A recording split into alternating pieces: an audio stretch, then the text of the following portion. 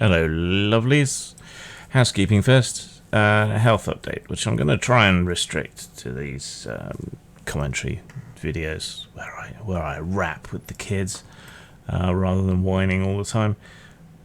But the fact I've been whining all the time probably tells you I've been having a bit of a challenging time there, particularly the back pain. But contrary to the song, the drugs do work. And my blood pressure is at least on its way down. Hopefully the pain and the interesting side effects will start to lay off as well. But they're doing what they're supposed to do. It's just they're doing other things as well. Work-wise, I am 3/4 of the way through doing some layout for the OGGM. Probably take another week to finish that. Against my better judgment, I've taken on another freelance project. Though this one's a bit less work than the one I was doing previous. It's just I did too good a job on the previous one, so now they want me to do more. Made a rod for my own back there, I guess. My own stuff is kind of slowed to a crawl and is kind of delayed, waiting on things to happen. Speaking of which, the Machinations project should now be back on track. There will be an issue 0 and a set of quick start rules out at some point soon. If you want to work or borrow or use any of my properties, whether they're open source or not, get in touch. Let's figure out some cross promotion or something in it. Alright, on to the videos. Let me just move that one to the end with the rest of the racists. Okay, let's see. On my dice ontology video, which I think finally hit the target of being too pretentious for my audience, since you didn't react particularly particularly strongly to it, and instead seemed to have given it a quizzical look and sidled off. Yeah, I was more conscious than usual of my pretensions in that one. But anyway, Monkey Delicious says, is AI art not in essence aleatoric pseudo-creation predetermined by the absence of either a guiding intellect or manual dexterity to produce at best a grotesque arthritic approximation of a lazily outlined mental image? Discuss. Well, I would say it is more accurate and stronger and better than a sort of hazy outlined mental image. There are guiding intellects. There is the guiding intellect of the person creating the prompt, whom you could analogously describe as an art director telling an artist what to draw, though the iterations of it are often much quicker and much cheaper. And there's the rub, I suppose. There's the issue, there's the problem. There's also the guiding intellect of the people involved in programming and training the program. So this is why I think it's very difficult to condemn AI out of hand, because it's very, very muddy once you get down in the weeds there. So far, I haven't seen anyone be able to create sane and sensible criteria upon which to judge AI art as being wholly bad without capturing a whole bunch of human artists into the bargain. Right? It doesn't do anything new. It takes from other people. That's kind of true of every artist ever. And according to AI programmers and researchers, AI is capable of novelty. Or so they say. It's not really AI, but for sake of argument for this conversation. Okay, so it takes a whole bunch of bits of other people's work without permission and turns them into something new. Well, that's collage artists, photo manipulators, airbrushers, Photoshop users. You know, there is no hard dividing line between the two. There isn't either a problem now that would negatively affect a whole bunch of human artists, or which will potentially lead to huge problems in the future. So, yeah, I mean, it is a deep discussion, and it is philosophical because we have so little science really to go on here at the moment, and it's about questions of identity, creativity, intelligence, consciousness, non-conscious intelligence, all of those kind of things, pseudo-intelligence, whether an LLM is properly termed AI. Some people even think that AI is already awakening to become a more general AI. I don't believe that, but it's something to consider. This feels like a step on the path that leads to advanced general AI, but we're not there yet. Beardy Ben says, I do enjoy my randomized outcomes when I play solo TTRPGs. Much of the actual game comes from the oracle in the tables of outcomes. Otherwise, I would just be journaling, writing commentary, or story writing. I also use die oracles when I run games. Players ask a question I don't know or don't want to decide, dice roll. You still have to have sense, ask good questions, and set some probabilities on the fly, but it certainly can lift some of the psychological and creative burden. Yeah, when you are writing a story or something, you are making the decisions, and the decisions that you're making have to advance or serve the plot or the characters, and they have to make sense within the context of the story that you're weaving. Games with their quasi-random nature are a little bit more forgiving, but in both cases there's like a channel. It's not a straight line, but it is a broad channel, like a riverbed or something. Yeah, acceptable, reasonable, believable outcomes fit within the channel, whether you're randomly determining them or whether you are considering how to place them. They still have to be within that channel, because if they fall outside of that channel, then that blows suspension of disbelief. You can't carry people along with you. It makes the game look stupid.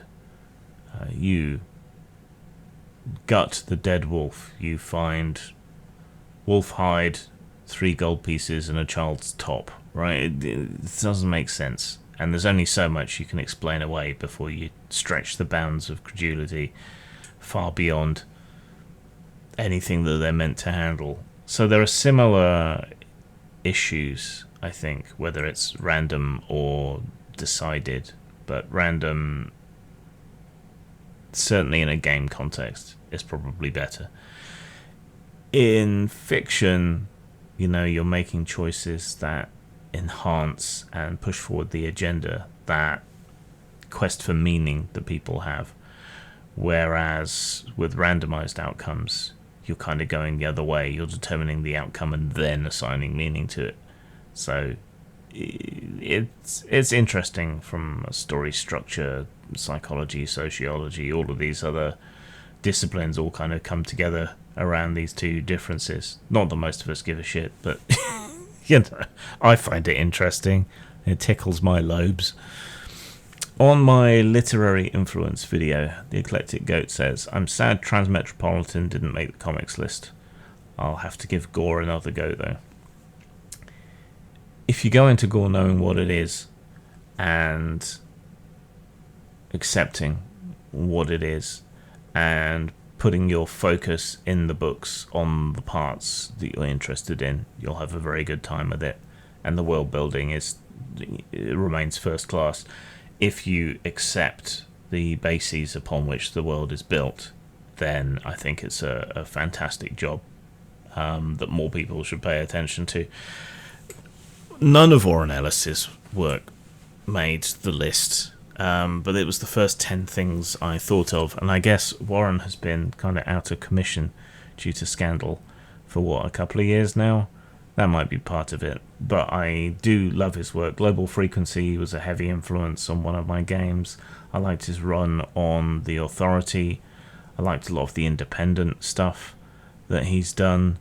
And Transmetropolitan is probably his masterpiece. You can see the avatar here is Lazarus Churchyard, which was one of his. And he's always been involved in tech and internet culture and sort of pioneering a lot of that stuff where it interfaced with comics and online personalities and stuff. So, and I don't think what he did, such as it was anything too egregious or terrible. It's not doesn't rise to the level of what Gaiman has been accused of. So yeah, I would still heartily recommend Warren. He didn't make the list because that's where my brain was that day. But it was not ranked in any order, and his absence from that number 10 list means nothing. Yeah, really. Great work. Smiler with a Gun says, Appendix G, am I right? I could do a full Appendix G list, I suppose, for my blogs or something. I don't think it would suit the video format, but if you're interested, I could do something like that. Not Sure I Care says, if you've got more, I hope you do a part 2. I might then. I will see. I will peruse my bookshelves to remind myself of lots of these things and then figure it out from there. On toxic political discourse. Alright, this is a long one, but I liked it, so I'm going to read it and you're going to listen to it. Errors Will Multiply says, I never seem to hear anyone on the left talk about Daryl Davis, and I think I know why. What he does isn't exciting because what he does is genuine activism, and genuine activism is not exciting and does not make you an exciting person, so it's no good for performance. He doesn't care one bit about this kind of posturing. He is only interested in properly changing minds through incredibly detailed research and calm argumentation. He is not interested in any way in publicly punishing the people he is trying to change the minds of. He is the absolute antithesis of the performative recreational activist because he is only interested in doing the slogging daily work, which is boring, repetitive, depressing, mind-numbing, and profoundly frustrating. But it actually works. I saw an interview with him in which he was asked why he's so successful in changing minds, and he simply said, I do my homework. I know their ideology better than they do. So Daryl Davis is a black musician who for over 30 years at this point, I think, has been befriending KKK members and convincing them to leave. He collects their hoods and robes, and he's got a lot of them. Anyway, this is what you call the pseudo-left, and why they're so monumentally frustrating to me. They absolutely fetishize not doing any of that. They love the fact that they don't listen to their opponents and congratulate each other for it. Not listening is the ultimate virtue to them, and they seem to quite honestly wonder why society isn't progressing in the direction they would like to see. Why aren't people listening to us? We've told them to listen to us, and we've told them not to listen to people who aren't us. Yeah, and not just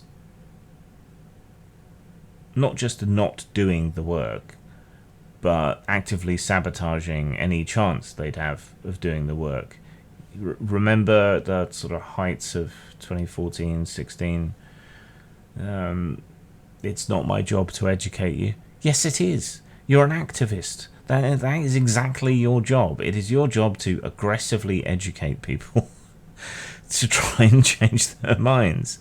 It's not your job to pontificate and then block and ignore and swan off thinking you've accomplished some kind of victory.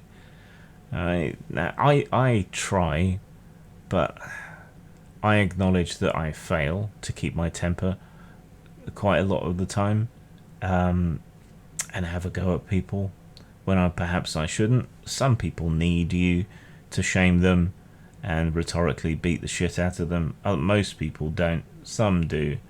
But it's in the effort, I think. It's in the trying to keep a level head, to keep an open mind, to meet people where they are and then try to persuade them. I think that's what it's really about if you genuinely want to create change. But like you say, most people, I don't think, do want to create change. They just want to feel important. Beardy Ben says, the problem with communication inside society is the pre-existing social settings. If you see someone that isn't your economic, caste, cultural, educational, or religious group, you already have to climb over bias to even listen to them. Then they say something that challenges your worldview, beliefs, or pocketbook. Now do you really want to continue listening to them?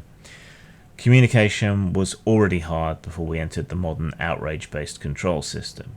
We're taught to think if we bother, but we aren't taught how to make other people feel safe to listen to us, or how to actually listen to others with basic kindness. This doesn't get better without hard work and suffering through others' bad manners and poor communication skills. Good luck us.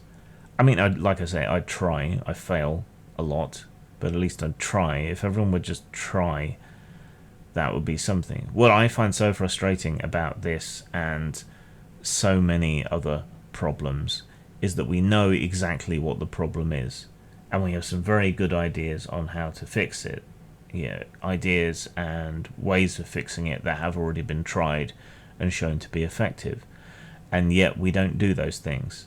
And if you suggest doing those things, a bunch of people appear to shout you down for doing it. So I find that it super frustrating, but also similar to a lot of other problems.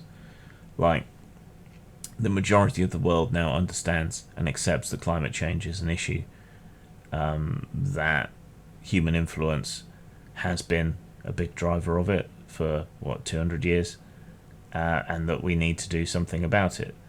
But we're all being held back by this 30% of people that steadfastly refuse to change because it might cause them a little bit of discomfort. But the longer we wait, the more discomfort it is going to cause everybody. Or the housing issue, or even how to structure our governments for the maximum amount of human flourishing and happiness that appears to be possible.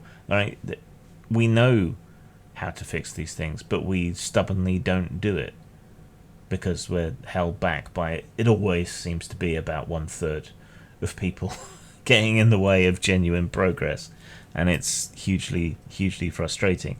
And I'm not talking about the kind of diehard Marxist, I know what's best for you sort of approach here. I'm talking about things that have actually been done, tested. We can see the outcomes.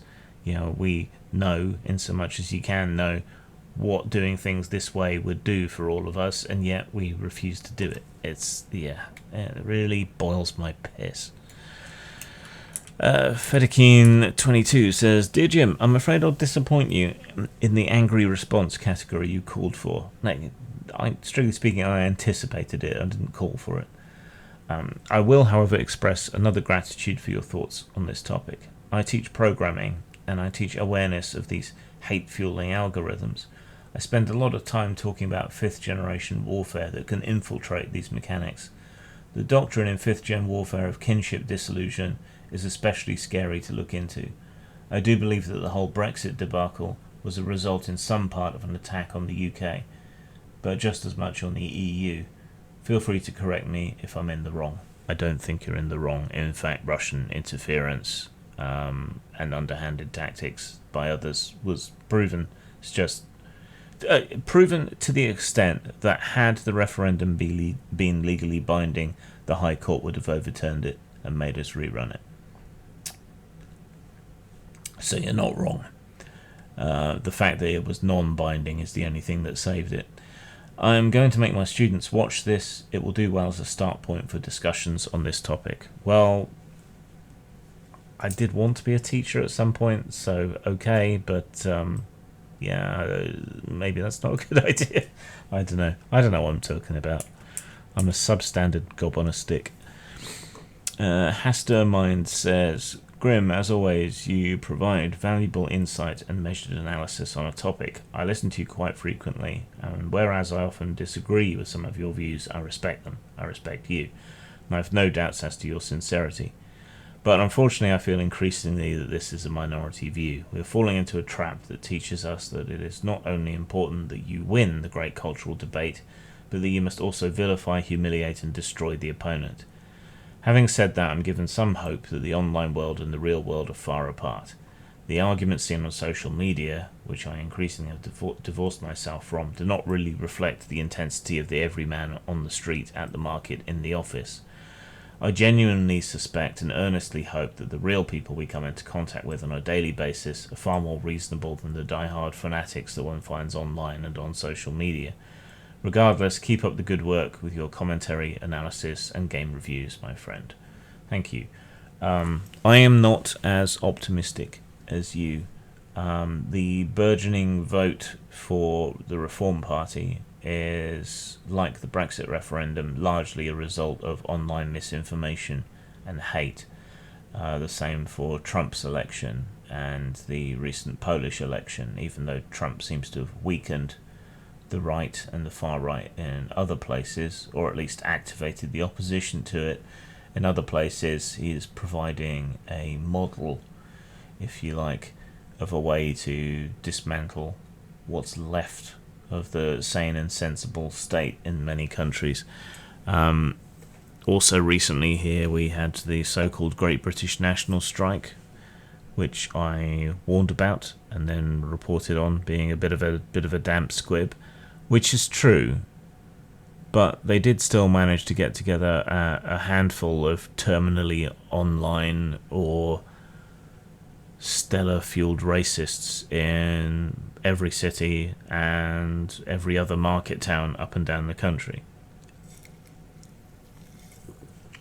So that is a problem. I don't think we can draw a sharp dividing line between the online world and the real world anymore, because they're really one and the same thing.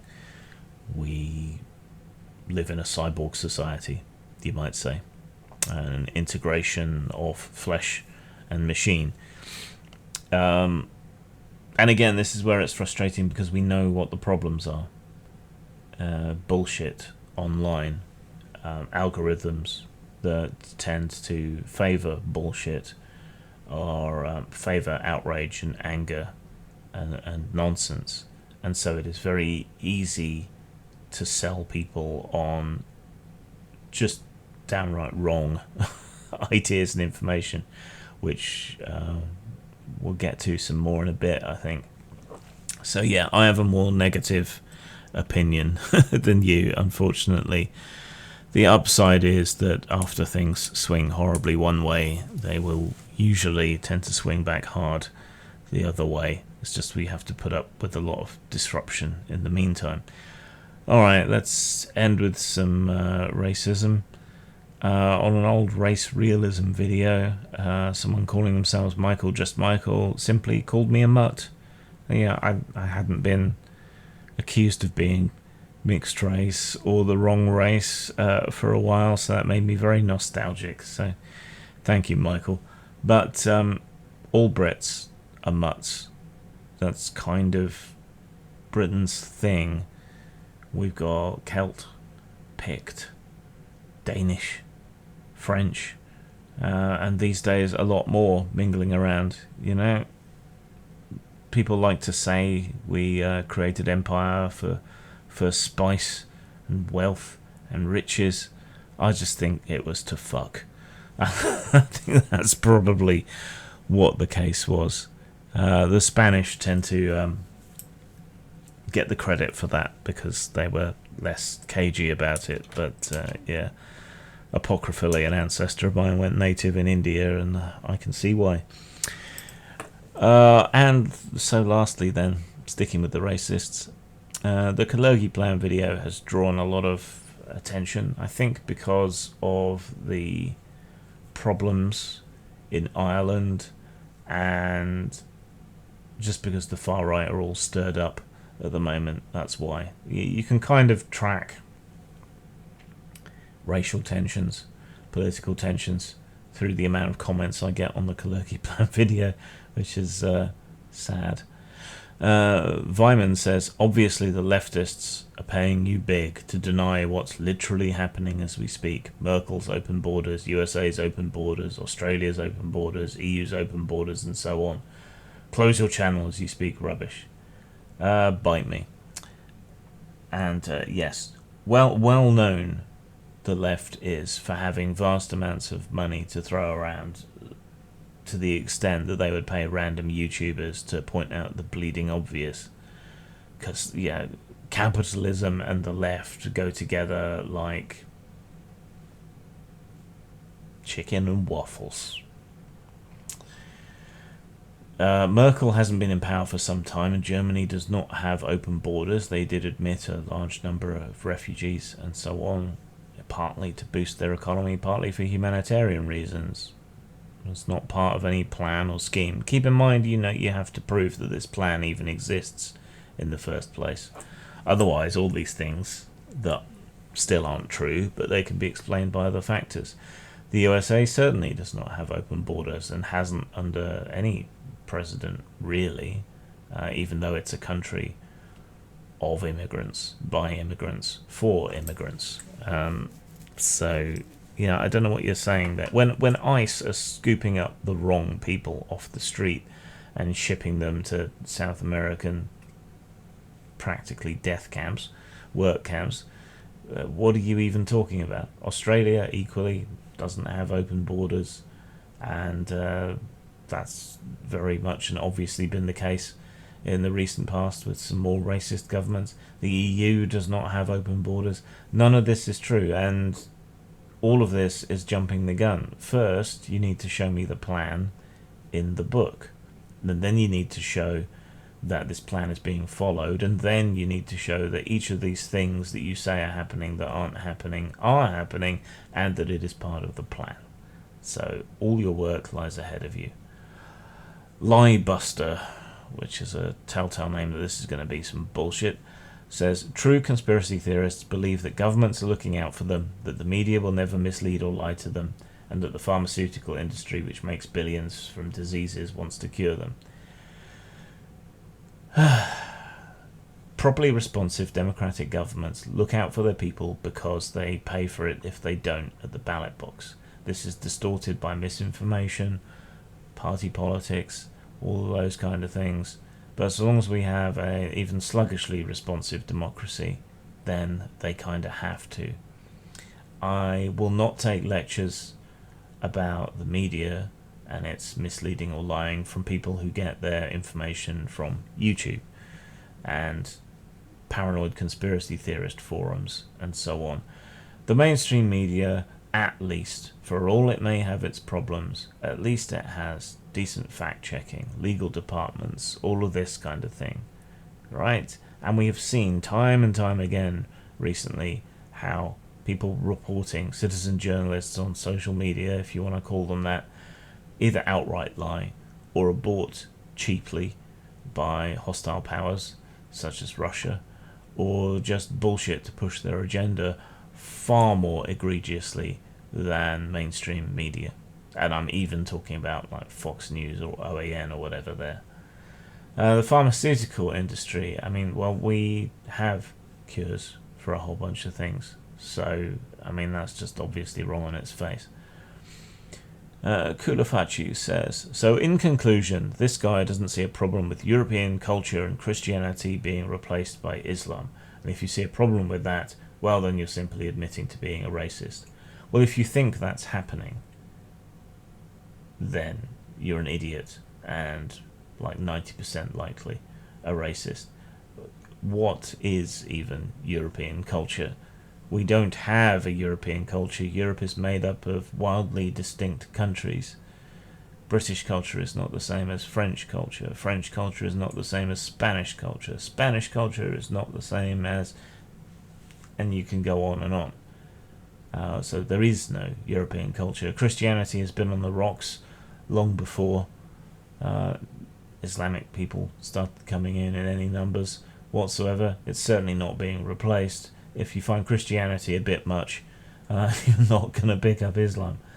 And why would there be a problem with it?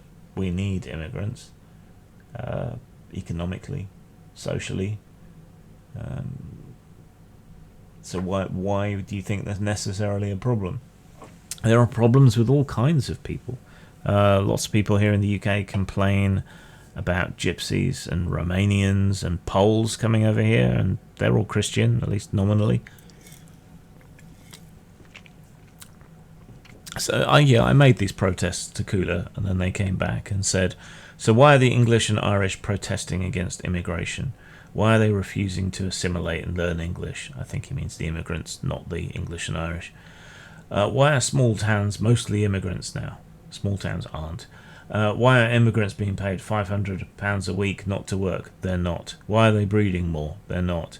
Why are churches closing and mosques are opening? Because there are less and less Christians, and there were already tons of churches, and there is a new population of Muslims, and they are underserved by mosques because we didn't have any mosques before.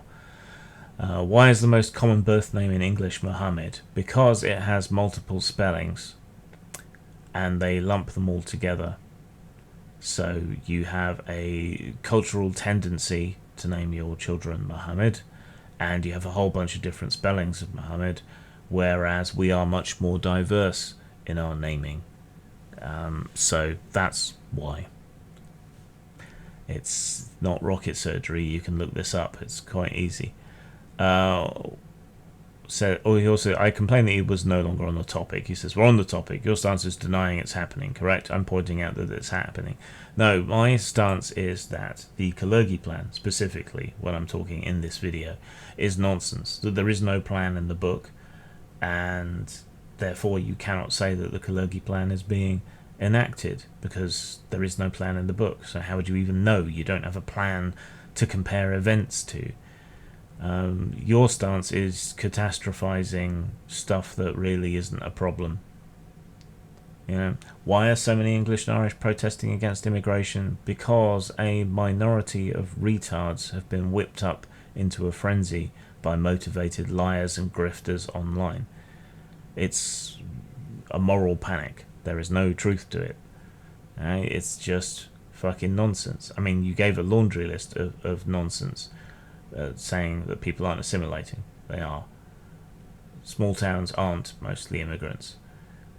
Immigrants aren't being paid a week to not work, every week not to work. Alright, there is a certain cost associated with making sure they have shelter and food and so on, but you know, here in the UK, Labour's making a dent in that by actually processing asylum claims. Right, but you can't work until you've been accepted.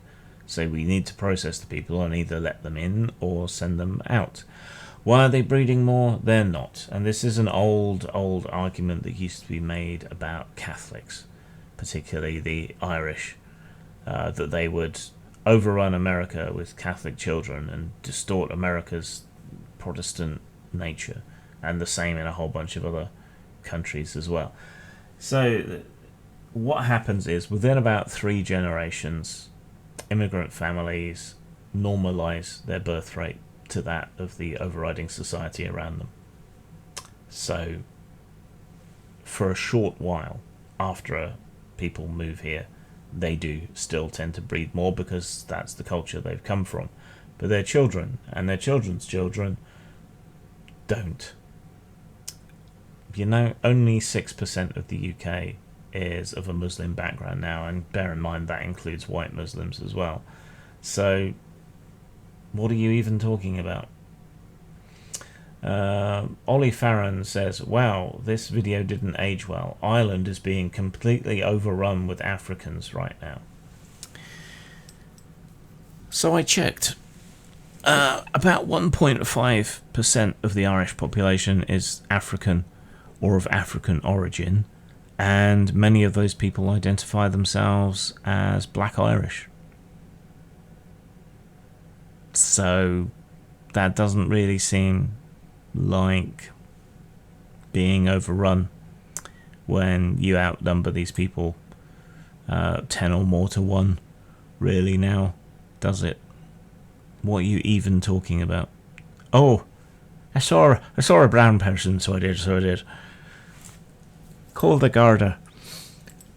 Fuck off. And you wonder why the Irish have this reputation for being stupid. Zang. I hear you're a racist now, Father. What? How did you get interested in that type of thing? Who said I'm a racist? Everyone's saying it, Father.